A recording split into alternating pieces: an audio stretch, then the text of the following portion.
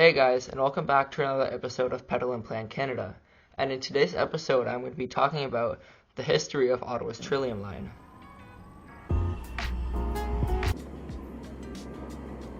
So this is a bit of a weird approach to my videos, but considering O-Train Line 2, otherwise known as the Trillium line, is opening, I figured I'd make a video on it. Early beginnings. So the idea for the Trillium line, initially known as the O-Train, was conceived in the late 1990s. And at the time, Ottawa relied heavily on its bus-based transitway system for high-capacity transit. But city planners wanted to find a way to diversify and offer a rail option to help reduce congestion and improve connectivity across different areas of the city.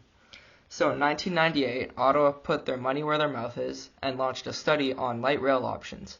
And by 2001, the city implemented the O-Train as a pilot project, a move considered both innovative and economical. So rather than constructing completely new rail lines, the city repurposed the existing Canadian Pacific Railway tracks, specifically in the Elwood and Prescott divisions, which ran north-south from downtown Ottawa to its southern suburbs. This approach dramatically reduced the project costs compared to building a new rail line from scratch. Track history. The Trillium line repurposed parts of the former Canadian Pacific Railway tracks. Originally, the line continued straight rather than turning at the now Leitrim Station and extended all the way down to the St. Lawrence River. From Leitrim Station, the former railway tracks were removed and turned into the Osgood Link pathway. Farther south, near Kemptville, they were also transformed into the North Granville Rail Trail, where the tracks once connected to the Smith Falls to Montreal corridor. This line has a rich history dating back to the 1850s, when it was built by the Bytown and Prescott Railway to transport logs from the Ottawa River to Prescott along the St. Lawrence River. This line was the first to reach Ottawa in 1854 and eventually became part of the Canadian Pacific Railway in the 1880s. While much of the line was formally abandoned by CP in 2012, a remnant of the Prescott division called the South Prescott Spur still operates today, serving local industry near Oxford Station. Back in Ottawa, just north of Bayview Station, we have the Chief William Commander Bridge, formerly known as the Prince of Wales Bridge. Now, this was once a key part of Canadian Pacific Railway's rail network in Ottawa because it played an important role connecting the CP Elwood Prescott divisions in the National Capital Region to the Quebec side of the Ottawa River and let CP connect to its customers on the other side.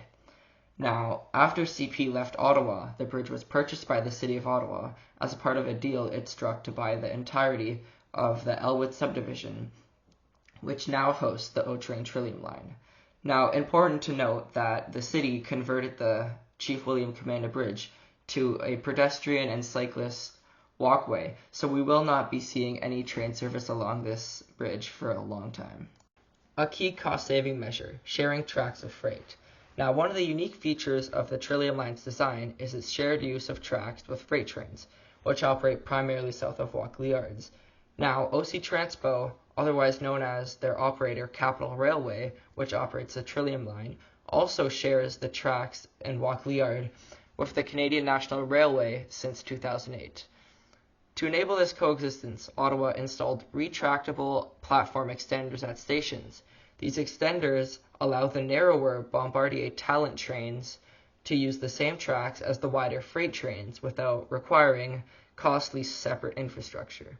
This track-sharing model saved Ottawa millions in infrastructure costs while maintaining the essential freight operations.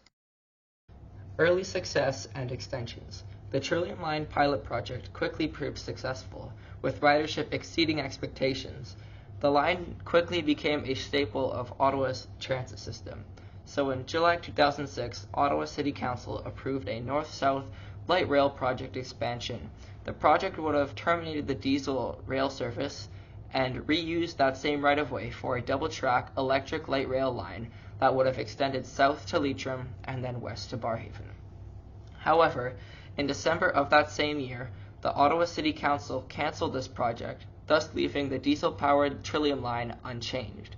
So in May of 2011, octranspo approved a $200,000 study to expand the Trillium line. The $59 million proposal included the purchase of 6 new train sets to replace the 3 old Bombardier ones, and track improvements that would decrease headways from 15 minutes to 8 minutes. In the end, the project would finally cost $60.3 million. The services would land in mid-2013, and service on the Trillium line was suspended for 4 months to implement the service and track improvements, such as new station platforms and 2 new passing tracks near Brookfield and Gladstone. Upgrades were also made to the signal system, train controls, stations, tracks, and train yard at Walkley. A new centralized traffic control system was installed to improve safety and efficiency. But in 2015, with the construction of the East-West Confederation Line, or otherwise known as O-Train Line 1, the original O-Train line was renamed officially as the Trillium line to distinguish it from Ottawa's growing transit network. Stage 2 expansion and delays. In 2020, Ottawa began an ambitious Stage 2 LRT expansion, which included significant upgrades to the Trillium line. The expansion aimed to add 16 kilometers of track and 8 new stations, including a spur line to the Ottawa International Airport.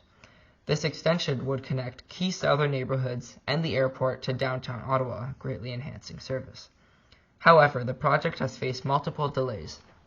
Originally set to open in September of 2022, the completion date has been pushed back several times due to various construction and technical challenges. The new opening is set to be projected later this year in 2024. Though no specific date has been set, it seems as though the Trillium line is opening very soon. To sum all off, if you guys can take anything from this video, it's that the Trillium line is a unique model in Canadian transit. From starting out as a low-cost pilot project to being a crucial part of Ottawa's transit network, illustrates the city's innovative approach to working within budgetary constraints.